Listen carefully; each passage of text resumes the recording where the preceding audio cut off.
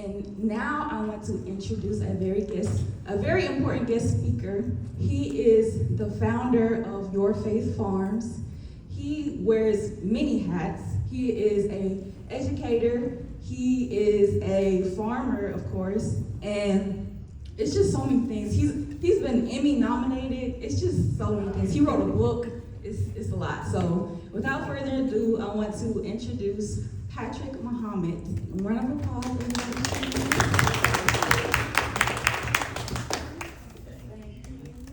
And let's give her a round of applause. You know, it's not too often that you get a chance to see and hear from the youth. I know we're all young, but obviously she's a little younger.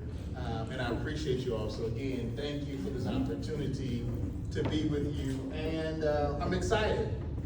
And I was, hey, I see you right there. And so I was just, is it Rakia or Rakia? Rakia. Rakia, okay. You know, I'm a principal, so I had to get names right. And I was telling Rakia that I was actually at InvestFest. There's 25,000 people down there, and all your entertainers are there. And I left because she asked me to be here. Because this is where the work is. And that's not to knock what our people are doing. We need to be doing that. But we have to do this. And so one of the words that I want to just reign with you today, and I want you to keep, is regenerational farming. Right? And so I'm glad to see the youth here. I'm glad to see our seniors here, senior wisdom. I got the gray hair too, it's got a hat on.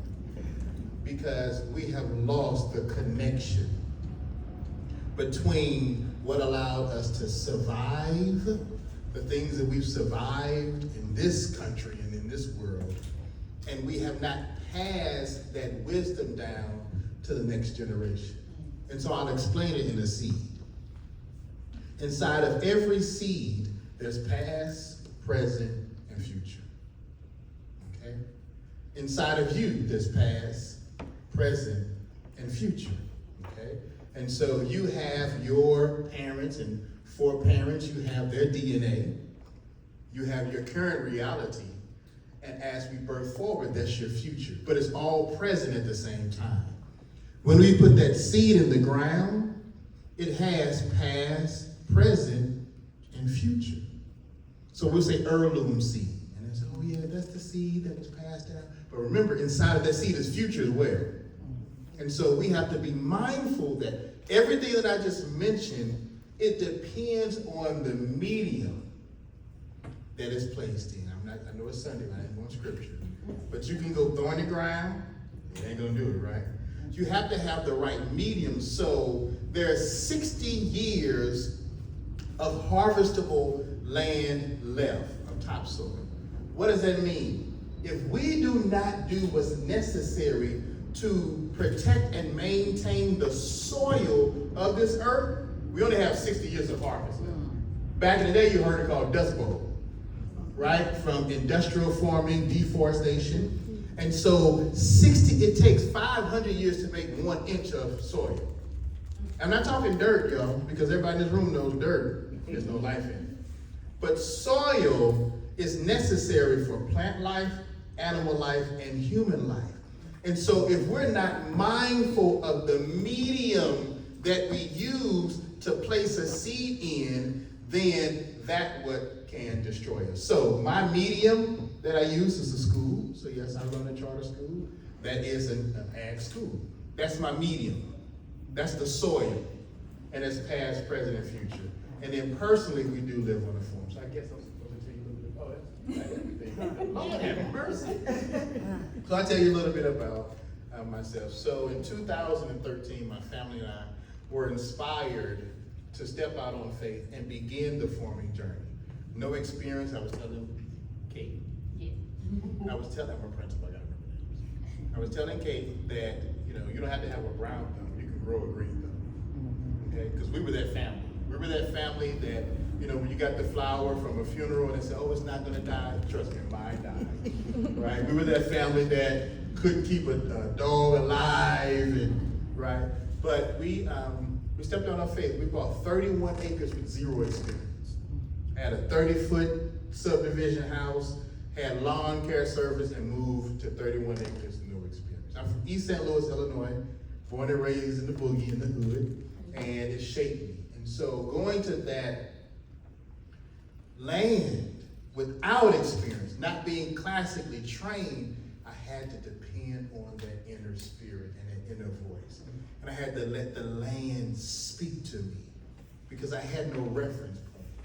And so in the last 14 years, we have been blessed. So that 31 acres has catapulted us into spaces that we never would imagine. We have helped over 40 families personally move to a farm, meaning that we found the farm for them, they're living on the farm, and we showed them how to become profitable. By my farming space, we raise grass-fed beef and lamb. And so we entered into the meat space, which is not a space that many of us that look like you and I are in. And then we learned very early that we had stepped into, the hornet's nest, and my business partner and I could not process meat anywhere in the state of Georgia. We would go, and they say, oh, we can't process. He would go, we can't process. So we had to pay someone that didn't look like us to process our meat. But then it showed us that the only way that we can control the whole narrative, you have to control the whole supply chain. And so now we're working on getting our own processing plan. But from that, we've been able to, if you've seen the John Deere commercials, we've been blessed. We are the face of the I'm not endorsing John Deere, but I am the face of the John Deere commercial. So when you see that little dark-skinned guy riding on that John Deere tractor, that is us. Why do I do this? And why is it important that we have these small, intimate meetings? Can one man or woman change the world?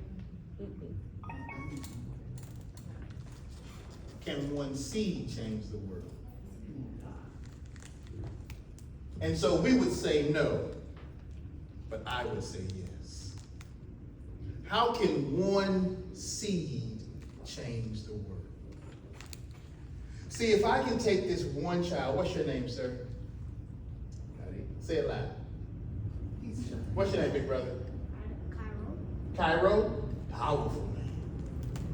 If I can inspire Cairo as the seed, and I place Cairo in the right environment, and we nourish that seed into a seedling, and that seedling then produces, and then we can go to harvest. From that one harvest, no matter what it is, there's hundreds of seeds inside of that harvest. Now we take Cairo as a harvest with multiple seeds, and then I give all of you a seed. And now that all of you have a seed, you do the same thing. We place you in the right environment. And then when that comes to harvest, we duplicate that process time and time again until the entire world is impacted by that seed. You are a seed. And you are a powerful seed. So never get discouraged if the numbers don't look the way they should because it's not harvest time. See, when you put that one seed in the ground, the farmer has to walk away and have enough faith that I provided the right environment for that seed to produce. And then when it goes, see, when it's down there, nobody knows what's going on. Because if you go down and disturb it, then you messed it up. You got to let it go. And everything underneath in the darkness, just like we were in the womb, mom and dad couldn't think they did it, and you go in the womb and say, oh no, did I do it right? No. You got to leave it alone for 9 months. You got to leave that seed alone because it has to send a shoot down first. It sends a shoot down, it's ugly. I mean, it's all stringy and it's not beautiful at all. It's not doing worms, microorganisms, it's not going in a straight line, it's just there. But it has to secure its foundation. And when those roots are strong, then it sends a shoot up and it breaks the ground. And see, now you can see, now sometimes the weather is there, the pests are there, and they think the list just broke, but guess what? It's solid underneath. And so we have to make sure as a community that we begin to work in darkness. We begin to work in small rooms like this. we begin to make sure that our foundation is solid so that we can get to a harvest. Too often what happens is we tell everybody we planted the seed and we never get to harvest because somebody comes and disturbs that medium, disturbs that foundation. So we've been blessed that our foundation has not been disturbed, has not been tampered with, but it's okay because we sent the shoot down. And so from our experience, we've been able to help thousands of families now. We do have an online platform where we teach. We've had thousands of families get to this forming space. Let me give you a couple, I got 2 more minutes? Yeah. Okay. Let me give you a couple, I respect time. I mean, my teacher's like, the time is now. The bell ring.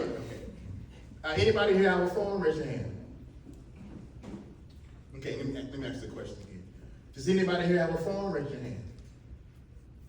My backyard. I'm asking one more time. I'm asking one more time. I'm asking one more time. Does anybody else have a phone? Raise your hand. Okay, very good. So let me tell you why I asked that question a couple of times. Because you just have to know the rules of the game.